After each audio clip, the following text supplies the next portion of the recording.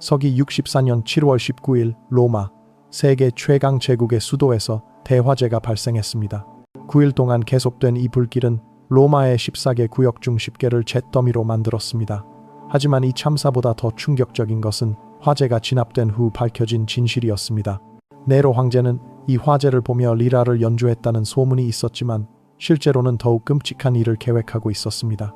그는 이 재난을 기회로 삼아 로마 역사상 가장 잔혹하고 비인간적인 실험들을 시작했던 것입니다. 오늘 우리가 탐구할 것은 단순히 고대 로마의 잔혹함이 아닙니다.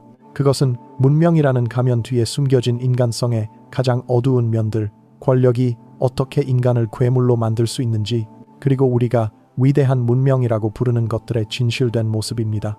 첫 번째 비밀, 인간 사육장, 검투사 양성소의 실상. 글래디에이터 검투사는 로마 문명의 상징으로 여겨집니다. 영화와 소설에서 그들은 용감한 전사로 묘사되곤 합니다. 하지만 실제 검투사 양성소 루두스의 실상은 상상을 초월하는 지옥이었습니다. 로마 제국 전역에는 수백 개의 검투사 양성소가 있었는데 가장 유명한 것은 카푸아의 루두스 마그누스였습니다. 이곳에서 스파르타쿠스가 반란을 일으켰다고 알려져 있지만 정작 이곳에서 벌어진 진짜 참상은 거의 알려지지 않았습니다. 양성소에 끌려온 사람들은 대부분 전쟁포로, 범죄자 또는 빚으로 인해 노예가 된 자들이었습니다. 하지만 일부는 자발적으로 온 자유민들도 있었는데 이들 대부분은 양성소의 실상을 전혀 모르고 있었습니다. 새로 도착한 신입생들은 먼저 완전한 의료 검사를 받아야 했습니다. 하지만 이는 건강을 돌보기 위한 것이 아니라 각자의 신체적 특성에 맞는 죽음의 방식을 결정하기 위함이었습니다. 키가 크고 힘이 센 자들은 무르밀로 부류로 분류되어 무거운 갑옷과 큰 방패를 들고 싸우게 되었습니다. 날렵한 자들은 레티아리우스가 되어 그물과 삼지창으로 무장했습니다. 하지만 가장 비참한 것은 노크시로 분류된 자들이었습니다. 노크시 넋이는 유죄자라는 뜻으로 이들은 훈련도 받지 못한 채 맨손으로 맹수들과 싸우도록 강요받았습니다. 이는 검투가 아니라 공개처형이었지만 로마인들은 이를 정의의 시련이라고 불렀습니다. 검투사 훈련 과정은 상상을 초월하는 잔혹함으로 악명 높았습니다. 신입들은 먼저 목검이라는 나무로 만든 무기로 훈련을 시작했지만 이 훈련 자체가 이미 생명을 걸고 하는 것이었습니다. 트레이너 드 란시스타는 대부분 전직 검투사들이었는데 이들은 신입들에게 죽음의 기술을 가르쳤습니다. 하지만 이 과정에서 많은 신입들이 실제로 죽거나 불구가 되었습니다. 이는 우발적인 사고가 아니라 의도적인 것이었습니다. 약한 자는 경기장에서 죽을 것이니 차라리 훈련 중에 죽는 것이 낫다는 것이 이들의 논리였습니다. 실제로 양성소에 들어온 자 중 절반 이상이 실제 경기장에 서보지도 못하고 훈련 과정에서 목숨을 잃었습니다. 살아남은 자들에게는 더욱 끔찍한 시련이 기다리고 있었습니다. 그들은 죽음의 서약을 해야 했습니다. 라틴어로 우리, 빈치리, 베브라리, 페로키네카리 라고 불리는 이 서약은 태워지고 묶이고 매질당하고 칼에 찔려 죽을 것을 서약한다는 의미였습니다. 하지만 이 서약은 단순한 형식이 아니었습니다. 서약식 자체가 극도로 잔혹한 의식이었습니다. 신입 검투사들은 실제로 불에 달군 쇠막대로 몸에 낙인을 찍혀야 했고 채찍으로 피가 날 때까지 맞아야 했습니다. 일부는 이 과정에서 죽기도 했지만 이조차 신들에게 바치는 제물로 여겨졌습니다. 양성소의 생활 조건은 동물 우리와 다를 바 없었습니다. 검투사들은 지하의 좁은 감방에 갇혀 지냈는데 한 방에 10명 이상이 들어가는 경우도 많았습니다. 화장실도 제대로 없어서 악취가 진동했고 질병이 창궐하는 것은 일상이었습니다. 음식은 주로 보리죽과 콩류였는데 이는 근육을 키우기 위한 것이 아니라 최소한의 생존을 위한 것이었습니다. 고기는 거의 주어지지 않았고 물도 제한적으로만 공급되었습니다. 검투사들은 종종 배고픔과 갈증에 시달려야 했습니다. 더욱 비인간적인 것은 번식 프로그램이었습니다. 뛰어난 검투사들은 강제로 여성 노예들과 교배시켜져서 우수한 후손을 만들도록 강요받았습니다. 이렇게 태어난 아이들은 태어나자마자 부모와 분리되어 검투사가 되기 위한 훈련을 받았습니다. 여성 검투사 글래디아트릭스들의 경우는 더욱 참혹했습니다. 그들은 남성 검투사들과 같은 훈련을 받으면서도 추가적으로 성적 착취까지 당해야 했습니다. 많은 경우 임신한 상태에서도 경기에 나가야 했고 출산 후 바로 다시 훈련장으로 돌아와야 했습니다. 양성소 내에는 엄격한 계급 제도가 있었습니다. 프리무스 팔루스 제일 검투사라고 불리는 최고 검투사는 상당한 특권을 누렸지만 신입들은 그들에게 절대적으로 복종해야 했습니다. 이 과정에서 벌어지는 괴롭힘과 학대는 상상을 초월했습니다. 검투사들 간의 연습 경기라는 것도 있었는데 이는 실제로는 배팅을 위한 도박이었습니다. 부유한 로마인들이 양성소를 방문해서 검투사들에게 서로 싸우도록 시키고 그 결과에 돈을 걸었습니다. 이런 연습 경기에서도 실제로 죽거나 다치는 경우가 많았습니다. 가장 충격적인 것은 훈련용 인간이라는 존재였습니다. 이들은 실제 검투사가 될 가능성이 전혀 없는 자들로 오직 다른 검투사들의 훈련 상대가 되기 위해서만 존재했습니다. 이들은 제대로 된 무기도 주어지지 않은 채 숙련된 검투사들의 공격을 받아야 했습니다. 타키투스의 기록에 따르면 한 양성소에서는 훈련용 인간 50명이 한 달 동안 모두 죽었다고 합니다. 이들의 시체는 제대로 매장되지도 않고 그냥 강에 던져졌습니다. 검투사들에게는 도망칠 가능성도 거의 차단되어 있었습니다. 양성소 주변에는 높은 벽이 쳐져 있었고 무장한 경비병들이 24시간 감시했습니다. 도망 시도가 발각되면 잔혹한 처벌이 기다리고 있었는데 대부분 공개적으로 십자가에 못 박히거나 산채로 불에 태워졌습니다. 더욱 교묘한 통제 방법은 동료 감시 시스템이었습니다. 검투사들은 서로를 감시하도록 강요받았고 동료의 도망 계획을 신고하지 않으면 함께 처벌받았습니다. 이로 인해 검투사들 사이에는 진정한 우정이나 연대감이 형성되기 어려웠습니다. 양성소에는 또한 심리적 고문 전문가들도 있었습니다. 이들은 검투사들의 정신력을 시험하기 위해 온갖 종류의 심리적 압박을 가했습니다. 예를 들어 검투사의 가족을 앞에 데려다 놓고 네가 경기에서 지면 가족이 죽는다고 협박하는 것이었습니다. 일부 검투사들은 이런 극한 상황을 견디지 못하고 스스로 목숨을 끊으려 했지만 이조차 철저히 막았습니다. 자살 시도를 하면 더욱 잔혹한 처벌이 기다리고 있었고 때로는 가족들까지 연좌제로 처벌받았습니다. 가장 성공한 검투사들조차 자유롭지 못했습니다. T. 루디우스 우든라는 나무검을 받아 자유를 얻는다는 것은 대부분 허상이었습니다. 실제로는 더 좋은 조건의 노예가 될 뿐이었고 양성소를 떠나도 사회에서 받아들여지지 않았습니다. 검투사 양성소는 또한 의학 실험장이기도 했습니다. 로마의 의사들은 검투사들을 대상으로 각종 의학 실험을 했습니다. 새로운 수술법을 시도해보거나 독의 효과를 테스트하거나 고문 기법의 효과를 연구했습니다. 갈레누스라는 유명한 로마 의사도 검투사들을 치료한다는 명목으로 실제로는 인체 실험을 했습니다. 그는 검투사들의 상처를 의도적으로 악화시켜서 치료법을 실험했고 이 과정에서 많은 검투사들이 불필요한 고통을 겪거나 죽었습니다. 두 번째 비밀, 산업화된 노예제 인간을 상품으로 만드는 시스템. 로마의 노예제도는 단순한 강제 노동이 아니었습니다. 그것은 인간을 완전히 상품화하고 산업화한 체계적인 시스템이었습니다. 로마 제국 전성기에는 인구의 30-40%가 노예였는데 이는 약 600만 명에 달하는 숫자였습니다. 노예 시장은 로마 경제의 핵심이었습니다. 가장 큰 노예 시장은 델로스 섬에 있었는데 하루에 1만 명 이상의 노예가 거래될 정도였습니다. 이곳은 말 그대로 인간 백화점이었습니다. 노예들은 용도에 따라 세밀하게 분류되어 판매되었습니다. 농업용, 광산용, 가정용, 성적 서비스용, 오락용 등으로 나뉘었고 각각 다른 가격이 매겨졌습니다. 가장 비싼 것은 교육받은 그리스인 노예들이었고 가장 싼 것은 전쟁 포로들이었습니다.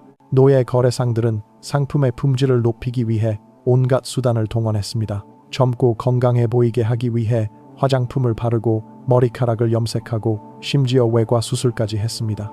나이가 많은 노예의 주름을 제거하거나 상처를 감추기 위한 시술들이 일상적으로 이루어졌습니다.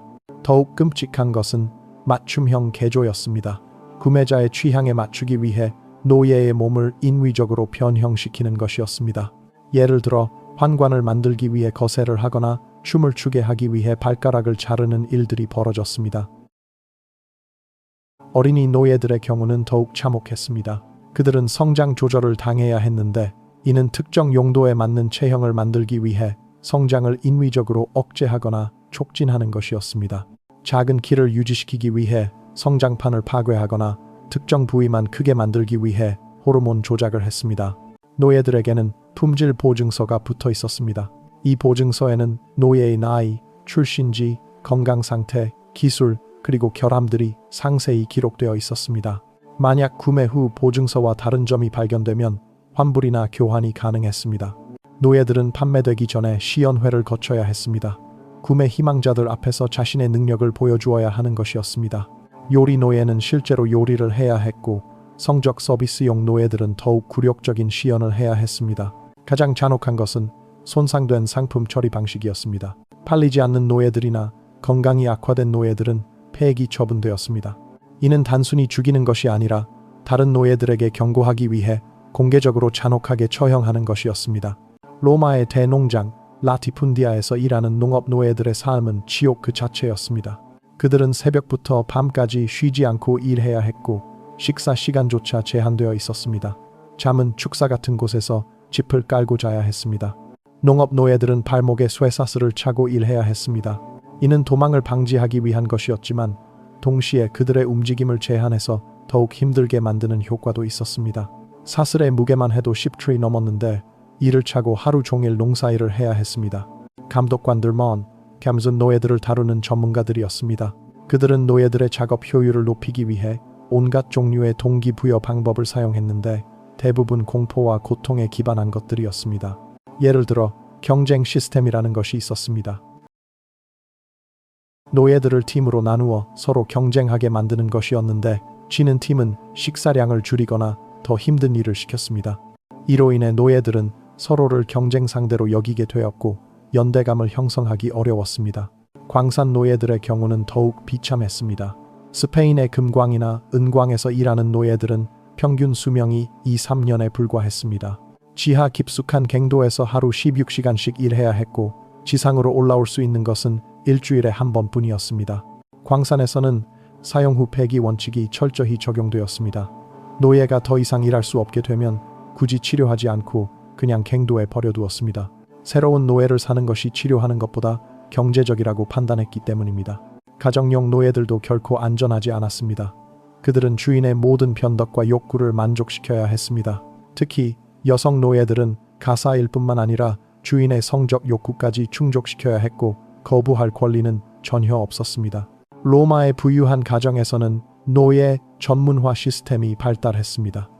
각각의 노예가 매우 특수한 역할만을 담당하는 것이었습니다. 예를 들어 목욕시킬 때만 전담하는 노예, 신발만 신겨주는 노예, 머리만 빗겨주는 노예 등이 있었습니다. 이런 극도의 분업은 노예들을 더욱 의존적으로 만드는 효과가 있었습니다. 각자가 매우 제한적인 기능만 할 수 있기 때문에 탈출해도 생존하기 어려웠습니다. 또한 서로 다른 일을 하기 때문에 연대감을 형성하기도 어려웠습니다. 로마의 노예제에는 희망의 조작 시스템도 있었습니다. 일부 노예들에게는 자유 획득 가능성이라는 희망을 주어서 더욱 열심히 일하게 만들었습니다. 하지만 실제로 자유를 얻는 노예는 극소수에 불과했습니다. Peculium Torrented 이라는 제도가 있었는데 이는 노예가 개인적으로 돈을 모을 수 있게 해주는 것이었습니다. 이론적으로는 이 돈으로 자신의 자유를 살 수 있었지만 실제로는 주인이 언제든지 이 돈을 빼앗을 수 있었습니다. 노예들의 가족 관계는 철저히 무시되었습니다. 부부나 부모-자식 관계라는 것이 법적으로 인정되지 않았기 때문에 언제든지 가족이 떨어져 팔릴 수 있었습니다. 이는 노예들에게 가장 큰 고통 중 하나였습니다. 더욱 잔혹한 것은 가족을 인질로 사용하는 것이었습니다. 노예가 반항하거나 도망치려 하면 그의 가족을 처벌함으로써 통제했습니다. 때로는 노예 본인이 아닌 그의 자식이나 배우자를 처벌해서 더 큰 정신적 고통을 주기도 했습니다. 로마법에서 노예는 말하는 도구 instrumentum vocal로 분류되었습니다. 이는 그들이 인간이 아닌 물건으로 취급된다는 의미였습니다. 따라서 노예를 죽이거나 해치는 것은 재물 손괴죄일 뿐 살인죄가 아니었습니다. 노예 반란을 방지하기 위한 시스템도 매우 정교했습니다. 데치마티오라는 집단 처벌 방식이 있었는데 한 명의 노예가 반란을 일으키면 10명 중 1명을 무작위로 뽑아서 처형하는 것이었습니다. 이로 인해 노예들은 서로를 감시하고 견제할 수밖에 없었습니다. 세 번째 비밀, 집단 학살의 오락화, 원형 경기장의 진실. 콜로세움으로 대표되는 로마의 원형 경기장은 건축학적 경이로움으로 칭송받습니다. 하지만 그곳에서 벌어진 일들은 인류 역사상 가장 체계적이고 대규모적인 집단 학살이었습니다. 로마 제국 전체에는 250개 이상의 원형 경기장이 있었고 이곳에서 매년 수십만 명이 죽어갔습니다. 이는 단순한 처형이 아니라 대중의 오락을 위한 죽음의 쇼였습니다. 원형 경기장에서 벌어지는 게임은 여러 종류가 있었습니다. 가장 잘 알려진 것은 검투사 경기민이었지만 실제로는 맹수와 인간의 싸움 베나티오네스, 공개 처형 다무나티오, 모의 해전 나우마키아 등이 더 빈번했습니다. 베나티오네스에서는 주로 죄수들이 맹수들과 싸워야 했습니다. 하지만 이는 공정한 싸움이 아니었습니다. 인간들에게는 제대로 된 무기가 주어지지 않았고 맹수들은 미리 굶겨져서 더욱 흉포하게 만들어졌습니다. 맹수들도 특별한 훈련을 받았습니다. 인간의 살맛을 익히게 하기 위해 인간의 시체를 먹이로 주었고 인간을 공격하도록 조건화시켰습니다. 일부 맹수들은 인간만을 전문으로 사냥하는 킬러로 훈련되기도 했습니다. 원형 경기장의 지하 구조 히포게움은 거대한 죽음의 공장이었습니다.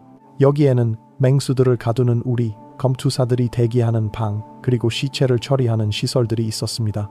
가장 충격적인 것은 무대 장치의 정교함이었습니다. 무대 바닥에는 수십 개의 함정문이 있어서 언제든지 맹수나 새로운 출연자들이 갑자기 나타날 수 있게 되어 있었습니다. 이는 관객들에게 더 큰 스릴을 주기 위한 장치였습니다.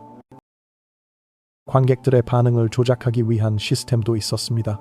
클라크 클레라고 불리는 전문 응원단들이 있어서 적절한 타이밍에 환호성을 지르거나 야유를 보냄으로써 분위기를 조성했습니다. 이들은 일종의 감정 조작 전문가들이었습니다. 경기의 잔혹함도 시간이 갈수록 더욱 심해졌습니다.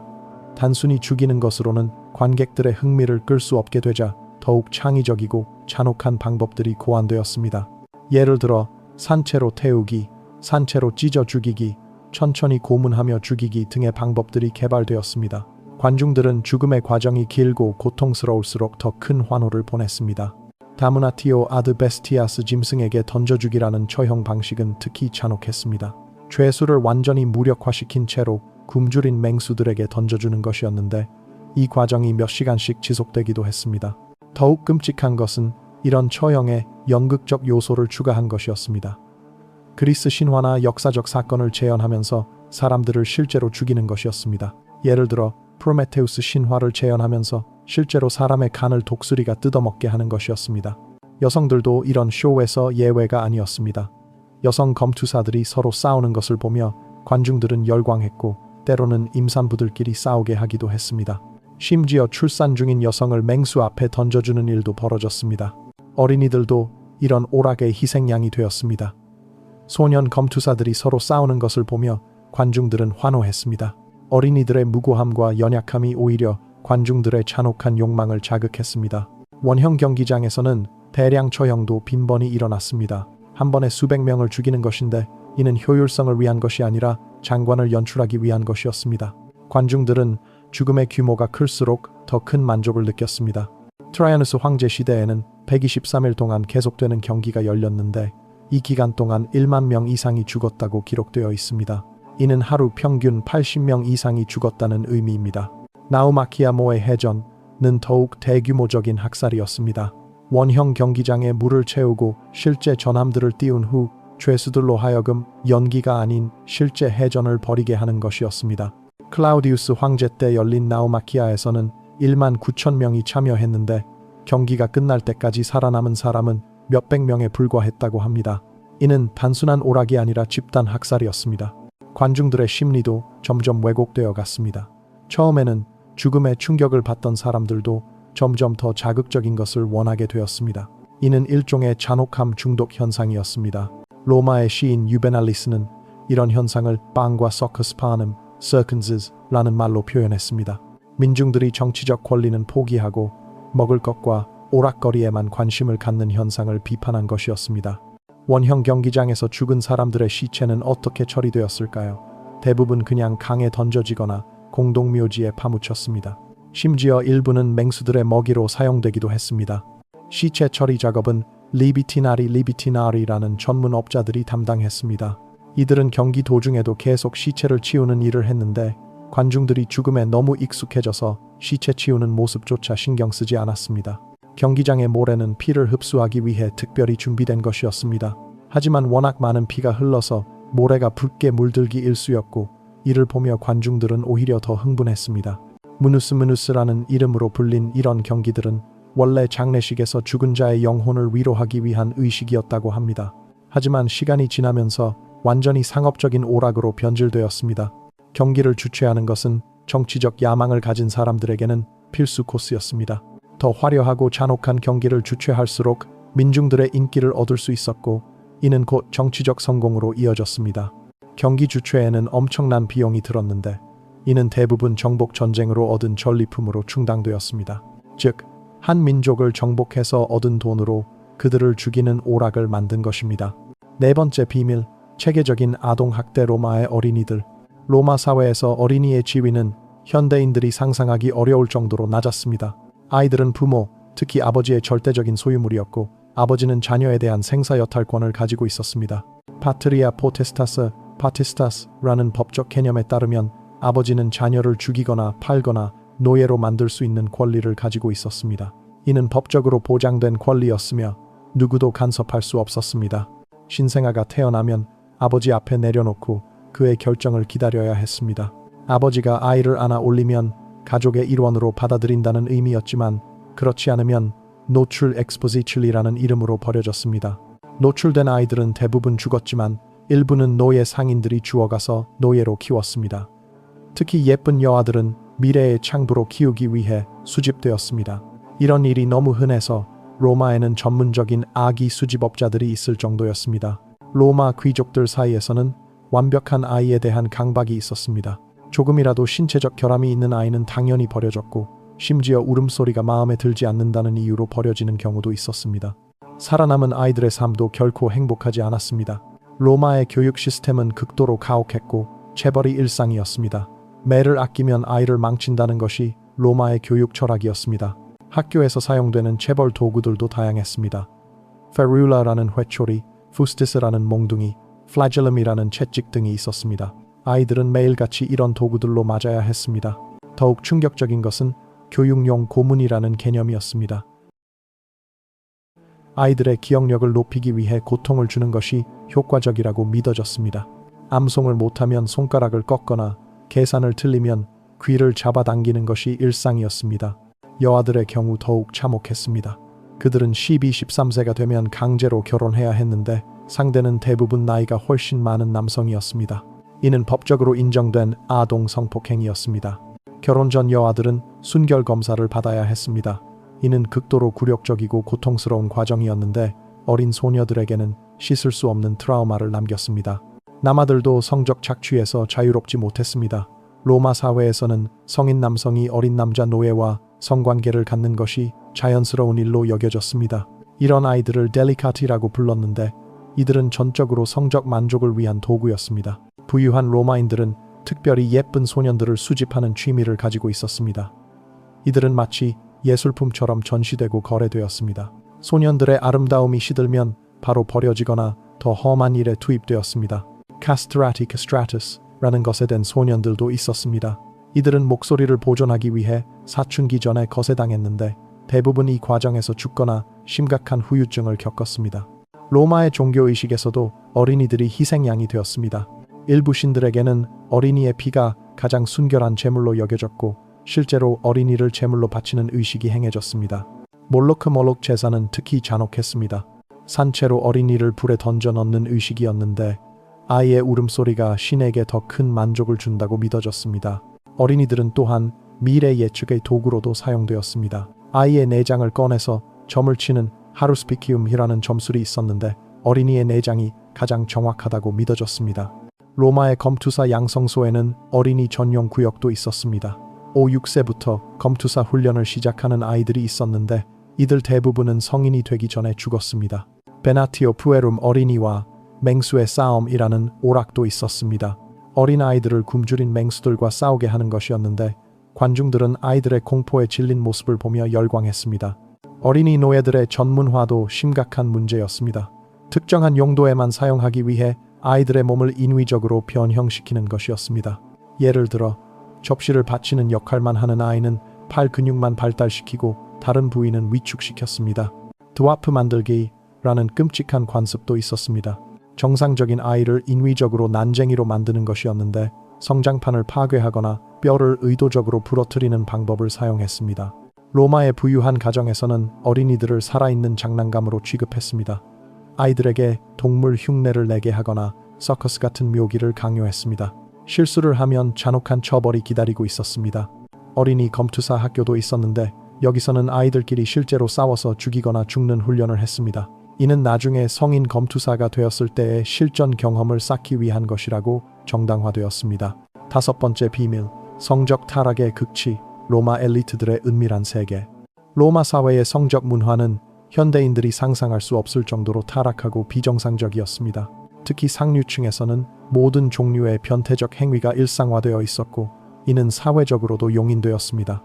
로마의 성적 문화에서 가장 특징적인 것은 권력과 성의 결합이었습니다.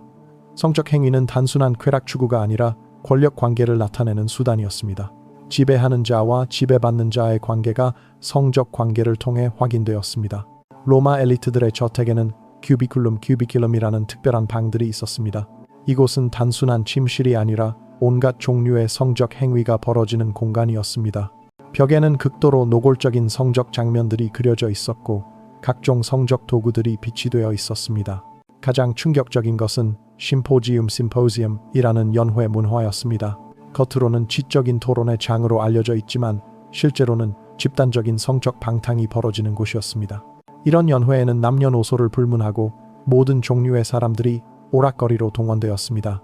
어린 소년과 소녀들, 미모의 노예들, 심지어 동물들까지 성적 대상으로 사용되었습니다. 로마 황제들의 성적 일탈은 특히 악명 높았습니다. 칼리굴라는 자신의 누이들과 근친상간을 벌였을 뿐만 아니라 원로원 의원들의 아내들을 강제로 자신의 침실로 끌고 가서 그들의 남편들이 보는 앞에서 모욕했습니다. 네로는 자신의 어머니 아그리피나를 살해한 후 그녀를 닮은 여자들을 찾아내서 어머니 역할 놀이를 강요했습니다. 또한 그는 자신을 거세한 후 한 남자와 결혼식을 올리기도 했습니다. 엘리오가발루스는 더욱 극단적이었습니다. 그는 자신을 여성으로 여기며 남성들과 결혼했을 뿐만 아니라 의사들에게 자신의 성기를 여성의 것으로 바꿔달라고 요구하기도 했습니다.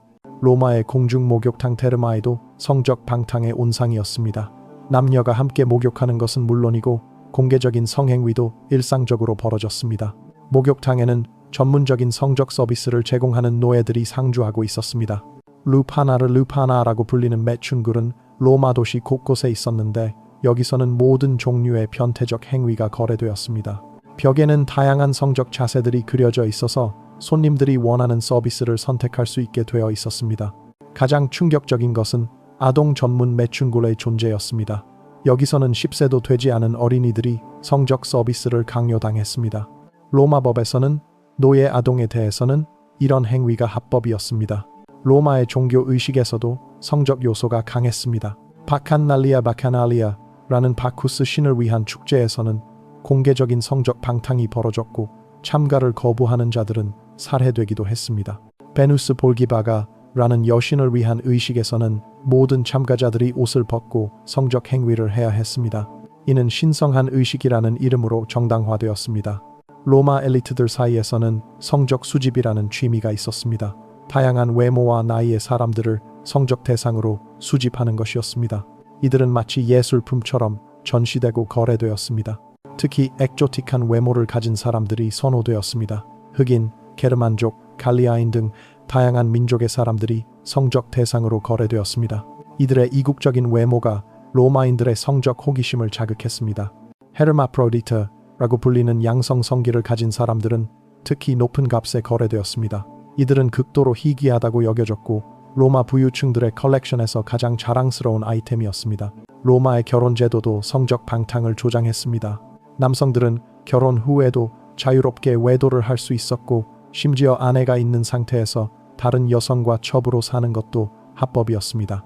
이혼과 재혼도 매우 자유로웠는데 이는 새로운 성적 파트너를 쉽게 바꿀 수 있게 해주었습니다. 일부 로마인들은 평생 동안 10번 이상 결혼하기도 했습니다. 메트로나라고 불리는 기혼 여성들도 은밀하게 불륜을 즐겼습니다. 특히 검투사들과의 불륜이 유행이었는데 이는 위험하고 남성적인 매력에 대한 갈망 때문이었습니다. 로마의 문학에도 성적 타락이 반영되어 있었습니다. 오비디우스의 사랑의 기술, 페트로니우스의 사티리콘 등은 당시의 성적 문화를 적나라하게 보여줍니다. 특히 사티리콘에는 트리말키오의 만찬이라는 장면이 나오는데 여기서 부유한 로마인의 저택에서 벌어지는 극도의 성적 방탕이 묘사됩니다. 이는 당시 로마 사회의 실상을 반영한 것이었습니다. 여섯 번째 비밀, 산업화된 고문과 처형 죽음을 예술로 만든 사회. 로마는 고문과 처형을 하나의 예술로 발전시킨 문명이었습니다. 단순히 죄인을 처벌하는 것이 아니라 죽음의 과정 자체를 구경거리로 만들고 고통을 극대화하는 방법을 끊임없이 연구했습니다. 로마 법에는 수십 가지의 처형 방법이 체계적으로 정리되어 있었습니다. 죄의 종류와 죄인의 사회적 지위에 따라 서로 다른 처형법이 적용되었는데, 이는 단순한 처벌이 아니라 사회적 메시지를 전달하는 수단이었습니다. 가장 잘 알려진 십자가형조차 로마인들은 더욱 잔혹하게 개선했습니다. 전통적인 십자가형은 비교적 빠른 죽음을 가져다 주었지만 로마인들은 이 과정을 며칠씩 연장시키는 방법을 개발했습니다. 세데쿨라라는 작은 받침대를 십자가에 설치해서 죄인이 완전히 매달리지 않게 함으로써 질식사를 지연시켰습니다. 또한 다리를 부러뜨리는 크루리프라기움이라는 과정을 통해 고통을 극대화했습니다. 다무나티오 아드 크루켐 십자가형 선고를 받은 죄인들은 처형 전에 프라엘루디움이라는 예비 고문을 받아야 했습니다. 이는 채찍질, 화형, 절단 등의 다양한 고문을 의미했는데, 때로는 이 과정에서 이미 죽어버리는 경우도 있었습니다. 로마인들이 개발한 고문 기구들은 극도로 정교했습니다. 이쿨레우스라는 고문대는 사람의 관절을 하나씩 분리시키는 장치였고, 피데키올라는 현악기처럼 사람의 힘줄을 조여서 고통을 주는 기구였습니다. 네르부스 너브스라는 족쇄는 단순히 발을 묶는 것이 아니라 발목뼈를 점진적으로 부서뜨리는 장치였습니다. 스코피온이라는 채찍은 끝에 금속 조각들이 달려 있어서 한 번 맞을 때마다 살점이 떨어져 나갔습니다. 로마의 처형장에는 카르니펙스라고 불리는 전문 처형인들이 있었습니다. 이들은 단순히 죄인을 죽이는 역할이 아니라 죽음의 과정을 예술적으로 연출하는 전문가들이었습니다. 이들은 어떻게 하면 고통을 최대한 오래 지속시킬 수 있는지, 어떻게 하면 관중들에게 더 큰 스릴을 줄 수 있는지를 연구했습니다. 그들에게는 전문적인 교육 과정도 있었고 실력에 따라 등급이 나뉘어져 있었습니다. 비비콤부스티어라는 화형도 로마인들에 의해 발전되었습니다. 단순히 불에 태우는 것이 아니라 천천히 구워지듯이 죽게 만드는 방법이었습니다. 불의 온도와 거리를 조절해서 죽음을 몇 시간씩 연장시켰습니다. 인테스티나 프로트라헨다 창자 끄집어내기라는 처형법은 특히 잔혹했습니다. 죄인의 배를 갈라서 창자를 조금씩 끄집어내는 것이었는데, 이 과정에서 죄인은 몇 시간 동안 의식을 유지한 채로 고통받아야 했습니다. 로마인들은 심지어 맞춤형 처형도 개발했습니다. 죄인의 범죄 내용에 맞춰서 상징적인 의미를 담은 처형법을 고안하는 것이었습니다. 예를 들어 방화범은 불에 태워 죽이고 독살범은 독을 먹여 죽이는 식이었습니다. 포에나 쿨레이 포에나라는 처형법은 부모를 살해한 자에게 적용되었는데, 가죽 자루 안에 뱀, 개, 수탉, 원숭이와 함께 넣어서 강물에 던지는 것이었습니다. 이 동물들은 모두 상징적 의미를 가지고 있었는데, 부모를 죽인 죄인이 이들과 함께 고통스럽게 죽어야 한다는 의미였습니다. 데콜라티오라는 참수형도 로마인들만의 특색이 있었습니다.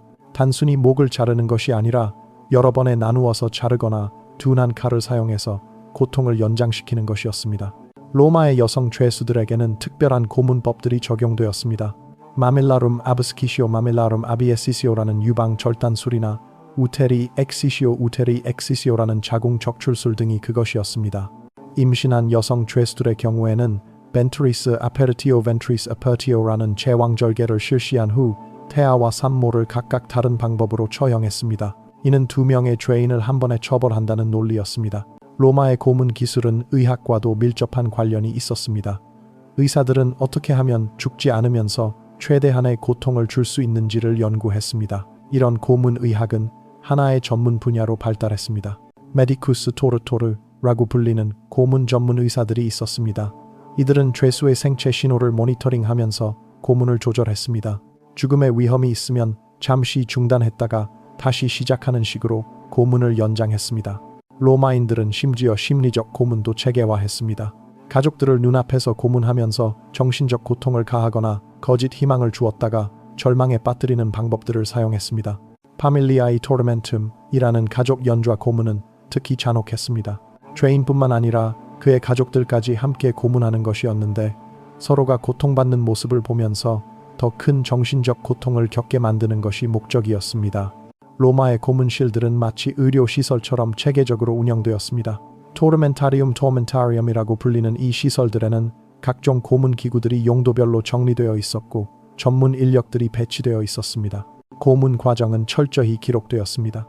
Acta Tormentorum이라는 고문 기록서에는 어떤 고문을 얼마나 오래 했는지, 죄수의 반응은 어땠는지, 자백 내용은 무엇인지 등이 상세히 기록되었습니다. 이런 기록들은 나중에 고문 기법을 개선하는 데 사용되었습니다. 어떤 방법이 가장 효과적인지, 어떤 순서로 고문을 해야 하는지 등을 연구하는 자료가 되었습니다. 로마의 고문은 단순히 자백을 받아내기 위한 것만이 아니었습니다. 그것 자체가 처벌이었고 동시에 다른 사람들에게 경고하는 의미도 있었습니다. 따라서 가능한 한 공개적으로 그리고 잔혹하게 행해졌습니다. 플라게룸 엑스히비티오라는 공개 채찍질 행사는 정기적으로 열렸는데 시민들은 이를 구경하며 즐거워했습니다. 채찍에 맞아 살점이 떨어지는 모습을 보며 환호성을 지르는 것이 일상이었습니다. 로마의 처형장은 또한 교육의 장이기도 했습니다. 어린이들을 데려와서 처형 과정을 보게 함으로써 법을 어기면 이런 결과를 당한다는 것을 가르쳤습니다. 이는 일종의 공포 교육이었습니다. 처형된 죄수들의 시체는 오랫동안 전시되었습니다. 카다베룸 엑스포지티오라는 시체 전시는 때로 몇 달씩 계속되었는데 부패하는 시체를 보며 시민들은 법의 위험을 느끼게 되었습니다. 로마인들은 심지어 죽은 후에도 죄인들을 괴롭혔습니다. 담나티오 메모리아이라는 기록 말살형은 죄인의 모든 흔적을 역사에서 지워버리는 것이었습니다. 이름, 조상, 업적 등 모든 것이 파괴되었습니다. 로마 제국의 어둠이 현대에 주는 교훈. 이제까지 살펴본 로마의 6가지 비밀들은 단순히 과거의 일이 아닙니다. 그것들은 인간 본성의 어두운 면과 권력이 타락했을 때 어떤 일이 벌어질 수 있는지를 보여주는 영원한 경고입니다. 로마가 이렇게까지 잔혹해질 수 있었던 이유는 무엇일까요? 첫 번째는 점진적 둔감화였습니다. 처음에는 충격적이었던 잔혹함도 반복되면 일상이 되고 더 자극적인 것을 원하게 되는 악순환이 벌어졌습니다. 두 번째는 집단 심리였습니다. 개인적으로는 선량한 사람들도 군중 속에서는 잔혹한 행위에 동참하거나 방관하게 되었습니다. 원형 경기장에서 환호하는 수만 명의 관중들이 그 예입니다. 세 번째는 권위에 대한 맹종이었습니다. 황제나 원로원이 명령하면 아무리 잔혹한 일이라도 당연하게 여겨졌습니다. 개인의 양심보다는 권위자의 명령이 우선시되었습니다. 네 번째는 타자화였습니다. 노예, 이방인, 죄수 등을 자신들과 같은 인간으로 여기지 않음으로써 그들에 대한 잔혹한 행위를 정당화했습니다. 다섯 번째는 경제적 이익이었습니다. 노예제, 검투사 경기, 전쟁 등이 모두 막대한 경제적 이익을 가져다 주었기 때문에 도덕적 문제 제기를 무시했습니다. 여섯 번째는 문화적 상대주의였습니다. 이것이 우리의 전통이고 문화다라는 논리로 모든 잔혹함을 정당화했습니다. 현재 우리 사회에서도 이런 요소들을 찾아볼 수 있지 않을까요?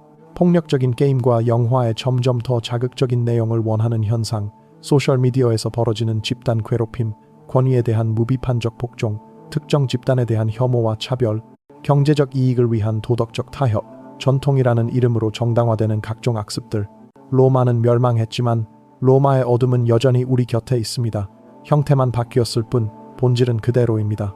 그렇기 때문에 우리는 로마의 역사를 기억해야 합니다.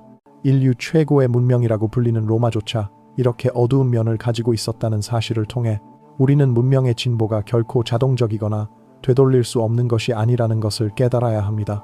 기술의 발전, 제도의 개선, 교육의 확산이 반드시 인간성의 향상을 보장하지는 않습니다.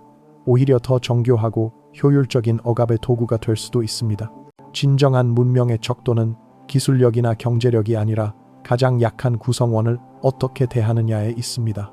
로마는 이 테스트에서 완전히 실패했습니다. 우리 사회는 어떨까요? 우리는 이 테스트를 통과할 수 있을까요? 그 답은 우리 각자의 선택에 달려 있습니다. 로마의 어둠을 기억하는 것은 과거를 비난하기 위함이 아닙니다. 그것은 현재를 성찰하고 미래를 준비하기 위함입니다. 우리가 로마의 실수를 반복하지 않으려면 끊임없이 경계하고 노력해야 합니다. 권력을 견제하고 약자를 보호하며 진실을 추구하고 인간의 존엄성을 지키는 일, 이것들이 바로 진정한 문명을 만드는 길입니다. 로마는 1000년 이상 지속되었지만 결국 멸망했습니다. 그들의 군사적 업적과 건축물들은 남아있지만 그들의 잔혹함도 함께 기억되고 있습니다. 진정한 위대함은 힘이 아니라 도덕성에서 나온다는 것을 로마의 역사는 보여줍니다. 우리는 로마의 기술적 성과는 배우되 그들의 정신적 야만성은 거부해야 합니다. 더 강한 무기를 만드는 것이 아니라 더 나은 인간이 되는 것이 진정한 진보입니다. 역사는 반복됩니다. 하지만 우리가 과거를 기억하고 교훈을 얻는다면 더 나은 방향으로 반복시킬 수 있습니다. 로마의 야만성이 아닌 인간의 존엄성이 승리하는 역사를 만들어갈 수 있습니다. 오늘날에도 전 세계 곳곳에서 로마식 잔혹함이 계속되고 있습니다. 현대적 노예제, 인신매매, 아동학대, 정치적 탄압, 집단학살, 형태는 다르지만 본질은 같습니다. 하지만 동시에 이런 어둠에 맞서는 사람들도 있습니다. 인권운동가, 언론인, 교육자, 그리고 양심을 잃지 않은 평범한 시민들이 있습니다. 그들이 바로 현대의 세네카이고 현대의 타키투스입니다. 우리도 그런 사람이 되어야 합니다. 어둠을 저주하기보다는 작은 촛불이라도 켜는 사람이 되어야 합니다. 그 작은 빛들이 모여서 세상을 밝힐 수 있습니다. 로마의 이야기는 끝났지만 인류의 이야기는 계속됩니다. 그 이야기의 다음 장을 쓰는 것은 바로 우리입니다. 과연 우리는 어떤 이야기를 쓸 것인가? 로마와 같은 어둠의 이야기인가? 아니면 빛의 이야기인가? 그 선택은 바로 우리 각자의 손에 달려 있습니다. 매일매일의 작은 선택들이 모여서 인류의 미래를 결정할 것입니다. 더 나은 세상을 만들기 위해서는 우리 모두의 노력이 필요합니다. 만약 이 이야기가 당신에게 무언가를 느끼게 했다면, 그리고 더 나은 세상을 만들고 싶다는 생각이 든다면 지금 바로 구독 버튼을 눌러주세요. 인류 역사의 어둠과 빛, 그리고 그 속에서 배울 수 있는 소중한 교훈들을 계속해서 여러분과 함께 나누겠습니다. 다음 이야기에서는 또 다른 역사의 진실들, 그리고 그것들이 오늘날 우리에게 주는 의미들을 탐구해 보겠습니다. 과거를 알면 현재가 보이고 현재를 알면 미래를 바꿀 수 있습니다. 그 여행을 함께 하고 싶습니다.